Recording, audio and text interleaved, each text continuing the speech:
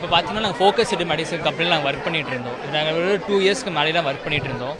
இப்போ லாஸ்ட் என்னாச்சுன்னா last week Friday இருந்துட்டு எங்களுக்கு ஒர்க் ஃப்ரம் ஹோம் கொடுத்தாங்க. ஏன்னு சொல்லி கொடுத்தாங்கன்னா ஐடியில் ஏதோ ஒர்க் இருக்குது, ஐடி சப்போர்ட்டிங் சிஸ்டம்ஸை செக் பண்ணணும், அதுக்காக நீங்கள் ஒர்க் ஃப்ரம் போங்கன்னு சொன்னாங்க. ஸோ எங்களுக்கு ஃப்ரைடே ஒர்க் நார்மலாக தான் போச்சு. சாட்டர்டே மார்னிங் வரைக்கும் நல்லா தான் போயிட்டு இருந்துச்சு. ஈவினிங் வந்து எங்கள் குரூப்பில் மெசேஜ் வந்துச்சு, இந்த மாதிரி மீட்டிங் இருக்குது, இன்விடேஷன் இருக்க வந்தவங்களா ஜாயின் பண்ணுங்கன்னு சொன்னாங்க. ஆனால் எங்களுக்கு எந்த இன்விடேஷனும் வரல.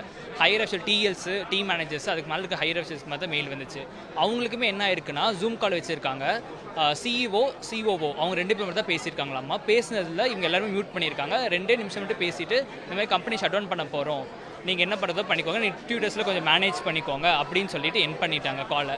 அதுக்கப்புறம் எங்களுக்கு 9:15 அது மாதிரி மெயில் வருது. இந்த மாதிரி சிஇஓ வந்து மெயில் சென்ட் பண்ணுறாங்க, இந்த மாதிரி கம்பெனி ஷட் டவுன் பண்ணிட்டோம், இனிமேல் நீங்கள் யாரும் எஃப்இவி டியூட்டர்ஸு கிடையாது, உங்களுக்கு எல்லாருக்குமே ரிலீவிங் லெட்டரில் சென்ட் பண்ணிடுவோம், நீங்கள் மண்டே வந்து லாகின் பண்ண வேண்டாம் அப்படின்னு சொல்லி மெயில் வந்துருச்சு.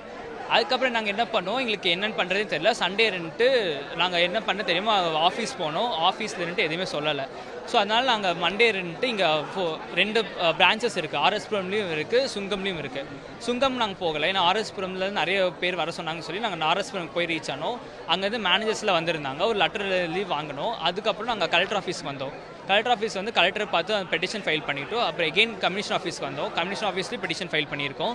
இப்போ இங்கே லேபர் ஆஃபீஸ்லேருந்து என்ன சொல்லியிருக்காங்கன்னா, நாங்கள் பேசுகிறோம் ஹையர் ஆஃபீஸர்கிட்ட பேசி எங்களுக்கு சேலரி வராதுன்னு சொல்லிட்டாங்க, எக்ஸ்பீரியன்ஸ் சர்டிஃபிகேட்டும் வராதுன்னு சொல்லிட்டாங்க, காம்பன்சேஷன் செட்டில்மெண்ட் அமௌண்ட் எதுவுமே வராதுன்னு சொல்லிட்டாங்க. இப்போ என்னென்னா எங்களுக்கு எக்ஸ்பீரியன்ஸ் சர்டிஃபிகேட் இல்லாமல் நாங்கள் எந்த ஜாபுக்கு போக முடியாது.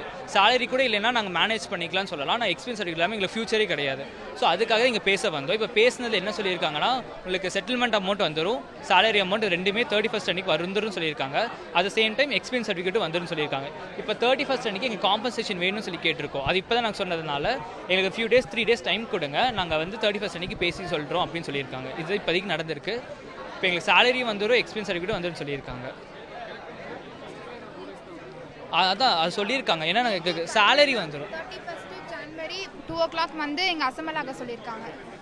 மேபி January 31st சேலரி எங்களுக்கு ரிசீவ் ஆகலைன்னா January 31st afternoon 2 o'clock வந்து அசம்பிள் ஆக சொல்லியிருக்காங்க இங்கே.